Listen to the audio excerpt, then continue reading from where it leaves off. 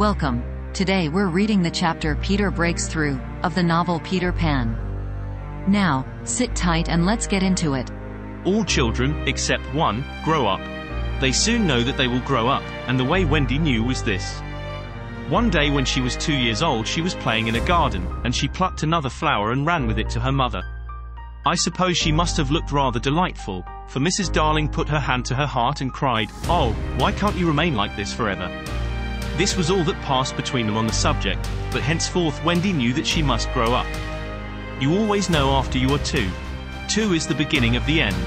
Of course they lived at 14, and until Wendy came, her mother was the chief one. She was a lovely lady, with a romantic mind and such a sweet mocking mouth. Her romantic mind was like the tiny boxes, one within the other, that come from the puzzling East. However many you discover, there is always one more. And her sweet mocking mouth had one kiss on it that Wendy could never get, though there it was, perfectly conspicuous in the right-hand corner. The way Mr. Darling won her was this. The many gentlemen who had been boys when she was a girl discovered simultaneously that they loved her, and they all ran to her house to propose to her except Mr. Darling, who took a cab and nipped in first, and so he got her. He got all of her, except the innermost box and the kiss. He never knew about the box, and in time he gave up trying for the kiss. Wendy thought Napoleon could have got it, but I can picture him trying, and then going off in a passion, slamming the door. Mr. Darling used to boast to Wendy that her mother not only loved him but respected him. He was one of those deep ones who know about stocks and shares. Of course no one really knows, but he quite seemed to know, and he often said stocks were up and shares were down in a way that would have made any woman respect him.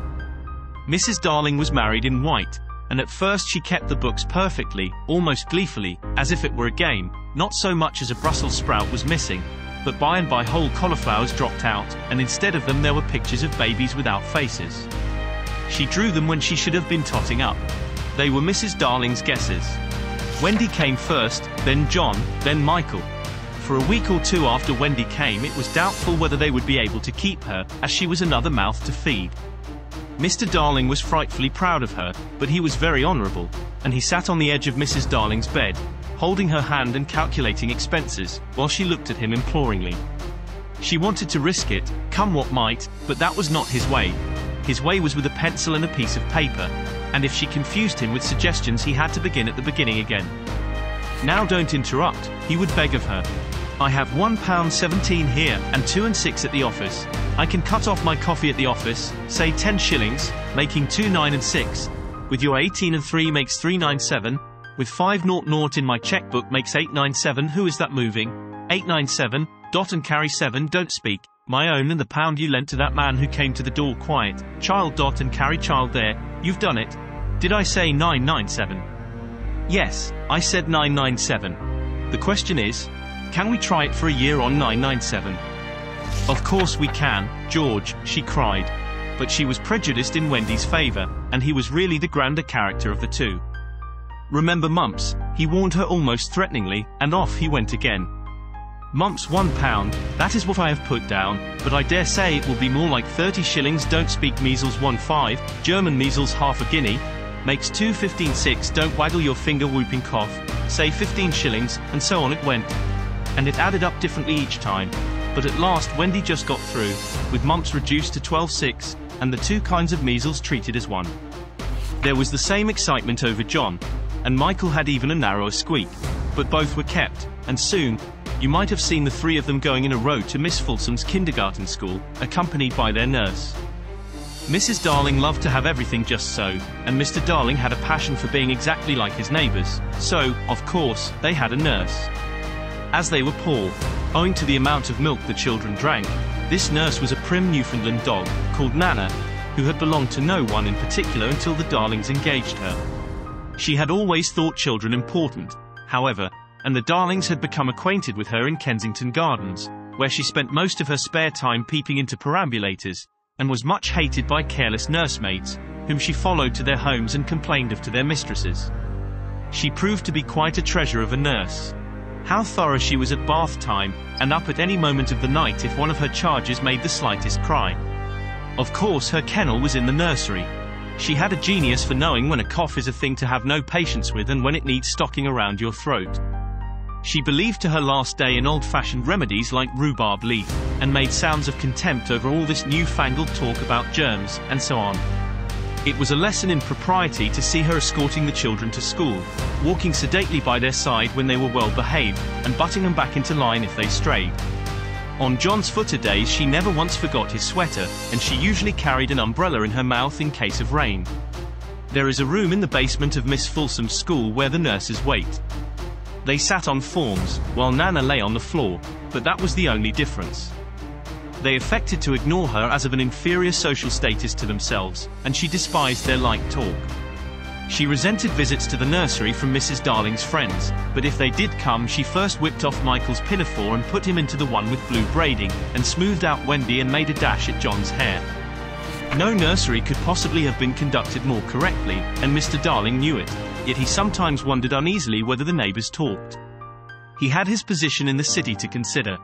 Nana also troubled him in another way. He had sometimes a feeling that she did not admire him. "I know she admires you tremendously, George," Mrs. Darling would assure him, and then she would sign to the children to be specially nice to father. Lovely dances followed, in which the only other servant, Liza, was sometimes allowed to join. Such a midget she looked in her long skirt and maid's cap, though she had sworn, when engaged, that she would never see 10 again. The gaiety of those romps! And gayest of all was Mrs. Darling, who would pirouette so wildly that all you could see of her was the kiss, and then if you had dashed at her you might have got it. There never was a simpler, happier family until the coming of Peter Pan.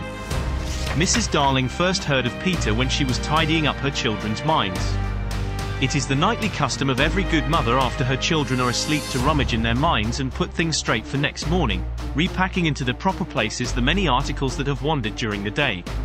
If you could keep awake, but of course you can't, you would see your own mother doing this, and you would find it very interesting to watch her.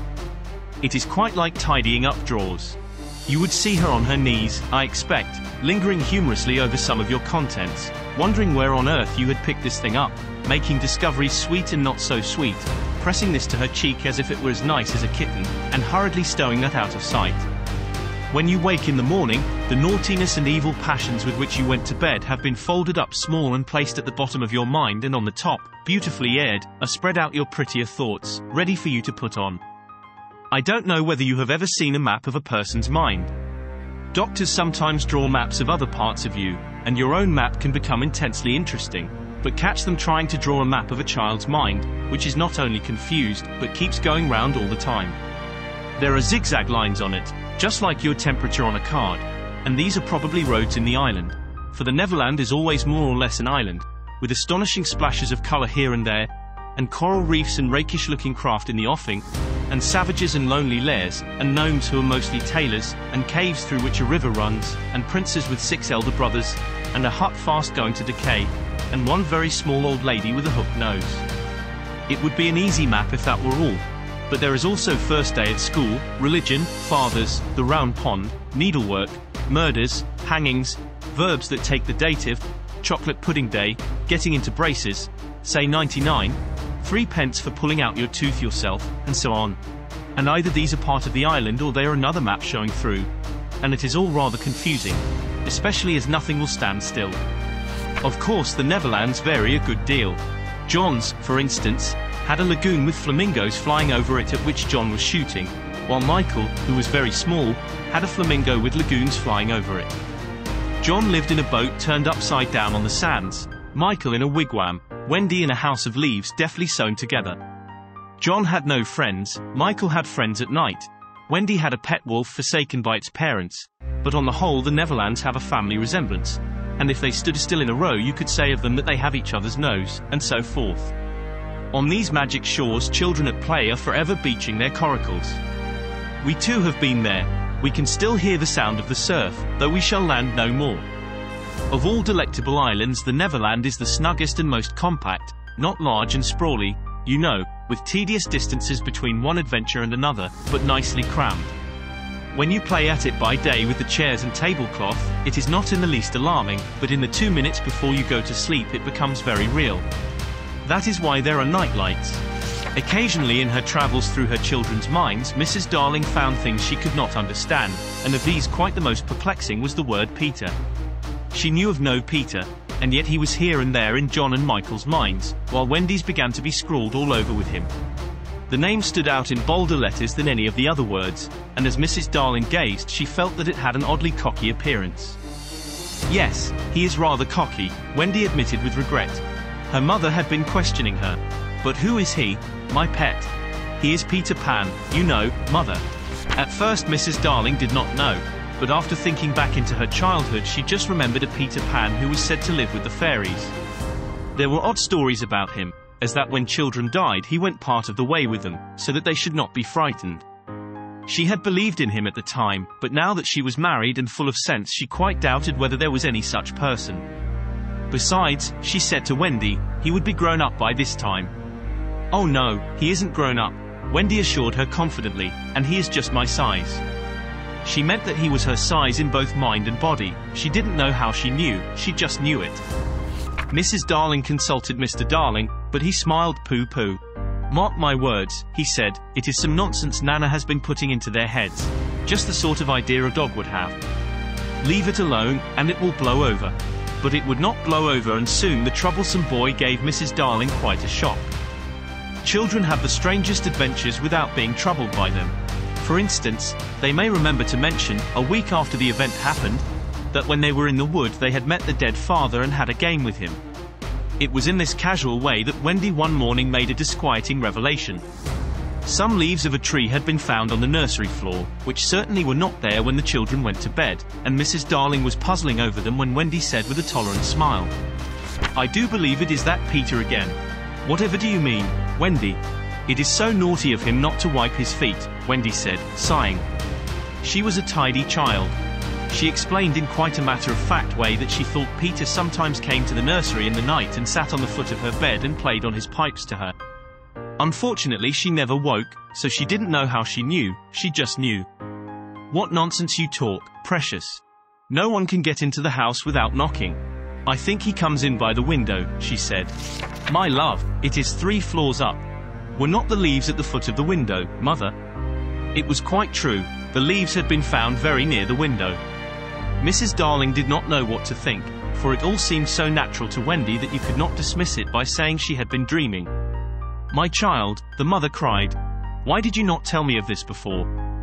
I forgot, said Wendy lightly. She was in a hurry to get her breakfast. Oh, surely she must have been dreaming. But, on the other hand, there were the leaves. Mrs. Darling examined them very carefully. They were skeleton leaves, but she was sure they did not come from any tree that grew in England. She crawled about the floor, peering at it with a candle for marks of a strange foot. She rattled the poker up the chimney and tapped the walls. She let down a tape from the window to the pavement, and it was a sheer drop of 30 feet, without so much as a spout to climb up by. Certainly Wendy had been dreaming. But Wendy had not been dreaming, as the very next night showed, the night on which the extraordinary adventures of these children may be said to have begun. On the night we speak of all the children were once more in bed.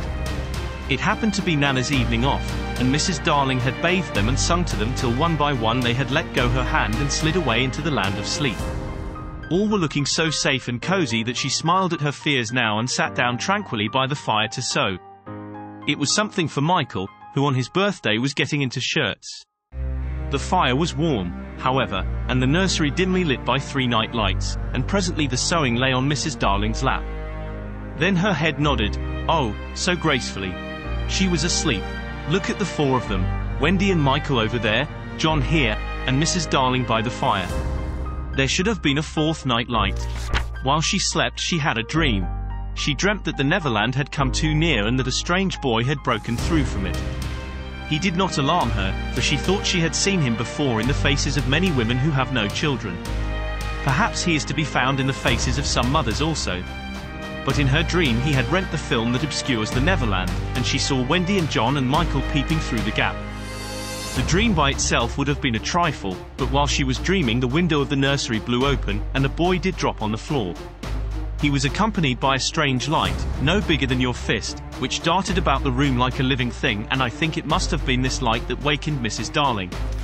She started up with a cry, and saw the boy, and somehow she knew at once that he was Peter Pan. If you or I or Wendy had been there we should have seen that he was very like Mrs. Darling's kiss. He was a lovely boy, clad in skeleton leaves and the juices that ooze out of trees, but the most entrancing thing about him was that he had all his first teeth.